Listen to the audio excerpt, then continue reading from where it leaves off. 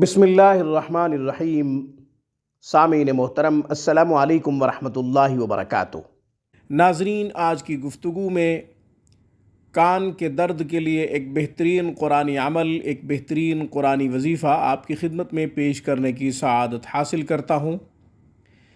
ناظرین، اس مبارک وظیفہ کی برکت سے انشاءاللہ کان کا درد ختم ہو جائے گا۔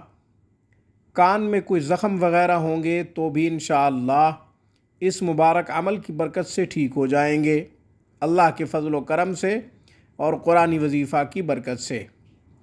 ناظرین، آج ہم نے کان کے درد کے لیے سورہ اعلیٰ کا انتخاب کیا ہے۔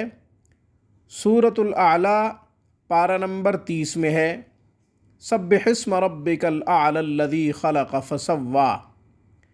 یہ سورت مبارکہ جس مریض کے کان میں درد ہو 3 مرتبہ پڑھ کر اس کے کان میں پھونک ماریں، انشاءاللہ کان کا درد ٹھیک ہو جائے گا۔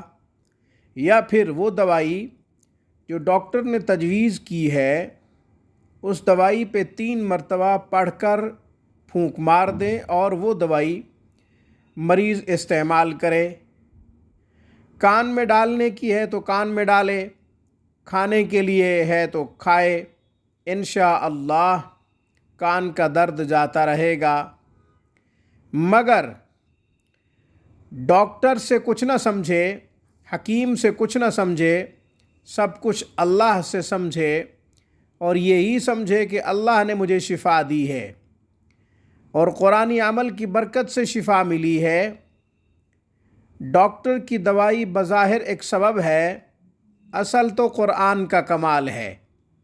جب یہ نظریہ ہوگا تو انشاءاللہ بہترین نتائج برآمد ہوں گے، بہترین نتائج سامنے آئیں گے۔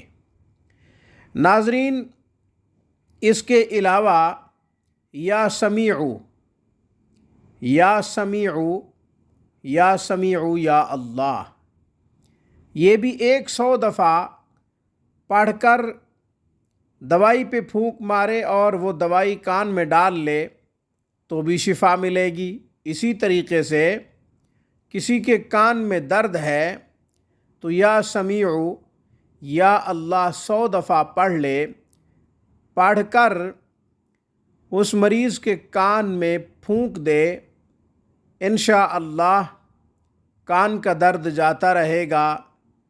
اس مبارک گفتگو میں میں نے 2 عمل بتا دیے، ایک سورۃ الاعلیٰ، ایک اللہ جل شانہ کا مبارک اسم یا سمیعو۔ قرآن کریم میں اللہ تعالی نے ارشاد فرمایا، وَلِلَّهِ الْأَسْمَاءُ الْحُسْنَى فَادْعُوهُ بِهَا۔ اللہ تعالیٰ کے پیارے پیارے نام ہیں، اللہ کو ان ناموں سے پکارا کرو۔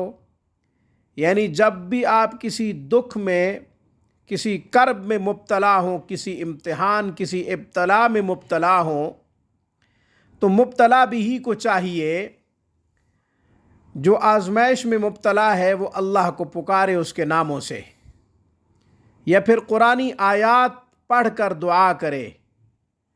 قرآنی آیات وہ جو انبیاء کی دعائیں ہیں ان کا انتخاب کر لے تو سبحان اللہ۔ ابراہیم علیہ السلام کی دعا ہے، حضرت زکریا کی دعا ہے، اسی طریقے سے حضرت یونس علیہ السلام کی دعا ہے۔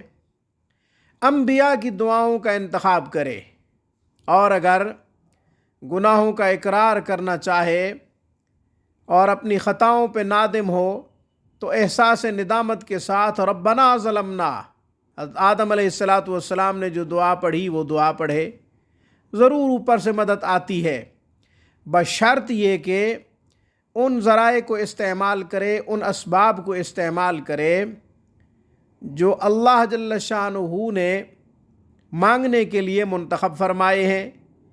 یعنی اللہ کے خزانوں سے لینے کے طریقے جو نبی علیہ السلام نے بتائے ہیں ان طریقوں کو اختیار کرے، قرآن سے، اسماء الحسنہ سے، مسنون اعمال سے، مسنون دعاؤں سے، پھر اللہ جل شانہ کی خوب مدد آتی ہے۔ آج کی خوبصورت ویڈیو میں بس اتنا ہی۔ اقول قولی ھذا واستغفر اللہ وآخر دعوانا ان الحمد للہ رب العالمین۔